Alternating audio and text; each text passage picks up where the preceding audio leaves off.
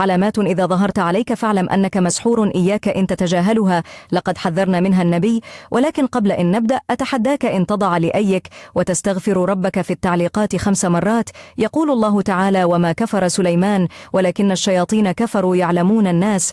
السحر يعد السحر من المحرمات في الإسلام، وهناك 5 علامات إذا ظهرت عليك فاعلم أنك مسحور. 1.